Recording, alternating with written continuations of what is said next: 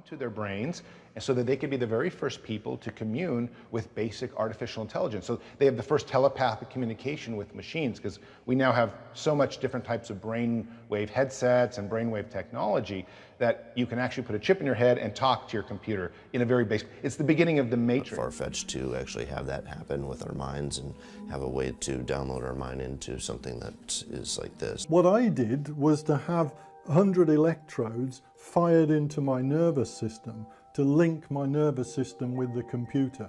And in that way we tried different experiments, giving me extrasensory input, ultrasonic senses if you like, and linking my nervous system to the internet so that I could control a robot hand across the Atlantic Ocean via the internet, but also experience what the hand was feeling.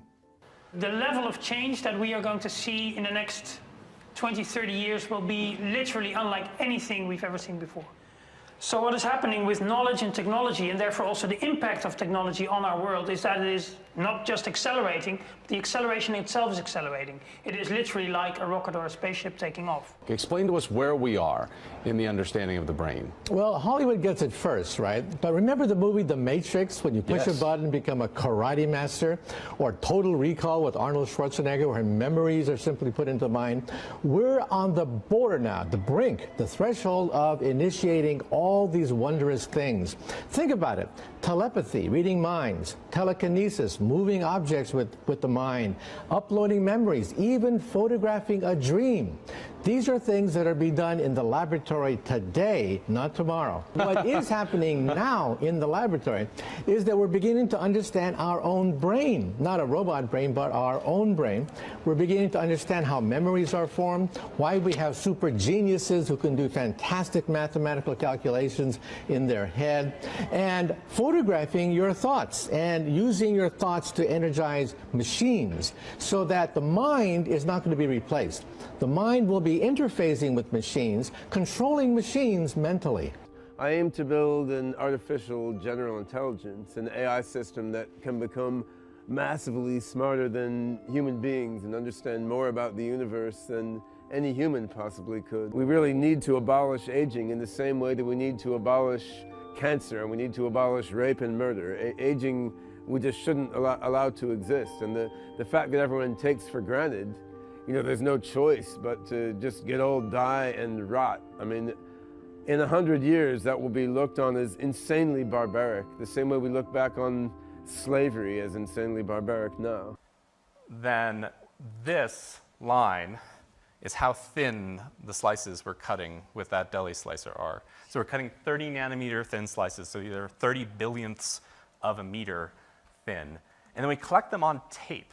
So basically we have miles of tape that are collecting these sections of this brain, and then we spool them up. Jeff's lab cuts them up and then put them on silicon wafers, and then we just have a catalog of this animal's brain. So every piece of their brain cut into 30 nanometer thin slices and then put onto these wafers. And then we image them in this, which is was at the time when it was built, the world's fastest electron microscope, which then images at 4 nanometer resolution and produces about 2 petabytes of data for a cubic millimeter of brain.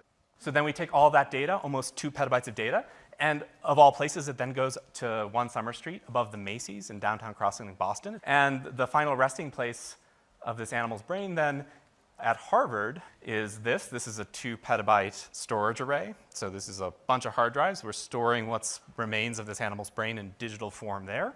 And then from there, IARPA wants us to deliver the brain up to the cloud. So this is a 40 gigabit per second Brocade switch to the Internet 2 infrastructure. So this is like the fast internet. And we upload that animal's brain to the cloud. You know, this idea of brain uploading is sort of captured a little bit of the sort of popular imagination. So, you know, Time and Focus and the magazines have started to sort of latch onto this issue. What if we could upload our brain? Maybe that's a path to immortality. You know, back in the 80s, William Gibson wrote a book called Neuromancer that sort of explored these themes of brain uploading. And, you know, there have been more recent works of art, you know, film that have explored this idea of like uploading the brain. This is interesting too because it interacts, and some people are taking this idea so seriously that here's an example of a woman who recently was dying, had a terminal disease, and she decided that what she wanted to do was to preserve her brain in the hopes that people like us would figure out how to later upload her brain and reconstitute it. And using similar techniques to preserve her brain is what we use to preserve our rat's brain. So the idea of a brain scanning would be to start with the brain, fixate it using various chemical techniques, slice it up thinly, scan each of these slices using advanced microscopy, reconstruct in a computer the three-dimensional structure where everything is and what it is, and then use various mathematical methods to turn that into a computer simulation of what would be going on in the brain. I believe that an uploaded person would actually be a person with consciousness, emotions, and we should give them human rights and treat them as real people. Creating systems that have this kind of hierarchical neocortex, can reason like a human, deal with language like a human. But what we'll use them for is not some alien invasion of intelligent machines as if they came from Mars, but actually to enhance our own intelligence. I mean, this does make us smarter, and ultimately it's going to go inside our bodies and brains, and that's why we create these tools. That's what's unique about humans. We go beyond our limitations. We couldn't reach that higher fruit at that branch 1,000 years ago, so we invented a tool extending our reach, and then we leveraged our muscles to create the pyramids and great structures. Now we can access all of human knowledge with a few keystrokes, and ultimately we'll directly expand our intelligence. The Brain Initiative, to sequence and map the entire human brain. I mean, think about it. We'll be able to understand what is schizophrenia, what is bipolar disorder, mental illness. That's going to be the short term. Even farther down the line is having a brain pacemaker for people with Alzheimer's disease. We are now understanding how memories are being formed, so why not create memories that are useful for people suffering from Alzheimer's? That's called the brain pacemaker, and the first memory was inserted into a mouse last year. That's how path-breaking and how fast this is moving. And think about this. If we have a memory stored on a disk with all your neural networks on it, and it will live after you die, meaning that just like in her, perhaps some of you will live forever. Your memories, your personality, your goals, your dreams will live in a computer. And perhaps your great-great-great-great-great-grandkids will have a conversation with you long after you're dead. We now have the software of life, and we're also making exponential progress in being able to model it, simulate it, understand it, and reprogram it. It's a very complicated process to consider what it might be like to upload the mind into a different type of system outside the body and outside the housing of the brain. But it's a tremendously wonderful field in that it pushes the limits of what we think we are and what we think we can become. So it's a wide open field of possibilities for not only each individual, but for civilization. I would like to see what the world is like and be part of a species that has pretty much removed death, not as a necessity, but as a conclusion. It's a foregone conclusion. We are going to die. And I think it'd be fascinating to see what it would be like if that foregone conclusion was no longer foregone. If I happen to die before I manage to upload my mind, in that case, I'm going to hopefully be frozen into liquid nitrogen. What would be the point of being frozen? Well, there is a chance of being revived. If you get burned to ashes or worm food, well, none of your information remains. There is no chance whatsoever of getting you back. So you actually hope to be frozen and then wake up being in a computer? Yes. That would make me quite happy. So a neural impulse in my brain, that is of course a biochemical process, but we could imagine in a computer a piece of software calculating that now this much energy must move to that area, those areas will have these levels of chemicals change.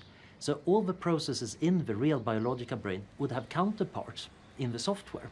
They might be very different from what's actually happening in a real brain, but they have exactly the same function. For example, people with Parkinson's who shake uncontrollably, you can actually see that there's a part of the brain in a brain scan that's overactive, that lights up. We can put a probe directly into that part of the brain and nullify it, quiet that part of the brain. Now? Now. This is today. This is one of the standard ways of treating Parkinson's disease. Also, people who are clinically depressed and have resisted psychotherapy and psychiatry and psychology, brain scans reveal that certain parts of the brain, again, are overactive, by putting tiny little needles into the brain painlessly, you can quiet that area. And I've seen videotapes where a person is suicidal one instant and the next instant joy and tremendous vigor coming into that person's face. It's amazing what you can do because we're now beginning to unravel the human thinking process.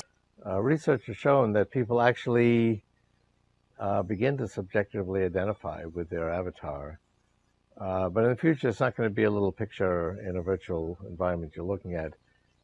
It'll feel like this is your body and you're in that environment, and that your body is the virtual body, and it can be as realistic as real reality, and the environment can be as realistic as real reality.